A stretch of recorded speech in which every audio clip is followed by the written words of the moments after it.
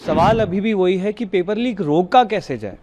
Paper leak होने के बाद तो आप सजा दे रहे हैं, लेकिन पेपर लीक रोका कैसे जाए इस पे आपने कितनी बात की है। सरकार चोट लगने के बाद मरहम पर तो ध्यान दे रही है, लेकिन चोट ना लगे इस पर ध्यान नहीं दे रही है। हमने पहले दिन से कहा है कि फास्ट ट्रैक कोर्ट्स, पेनल्टीज, सज़ा सिर्फ ये सफिशिएंट नहीं है। आप अगर पेपर लीक रोकना चाहते हैं तो आपकी इसकी जड़ तक जाना होगा।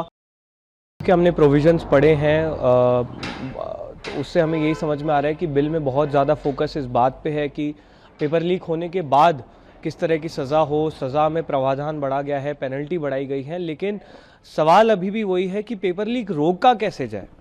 पेपर लीक होने के बाद तो आप सज़ा दे रहे हैं, लेकिन पेपर लीक रोका कैसे जाए इस पे आपने कितनी बात की है।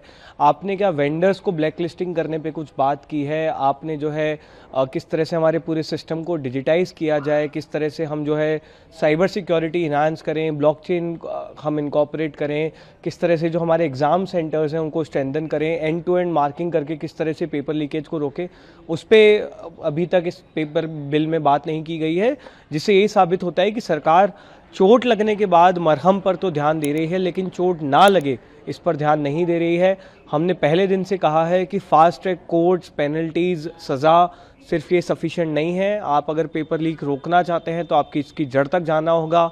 स्ट्रक्चरल इश्यूज जो है सिस्टम में उनको सॉल्व करना होगा। अगर पैलेट गन्स का इस्तेमाल हुआ है तो सरकार को इस बारे में सफाई देनी होगी।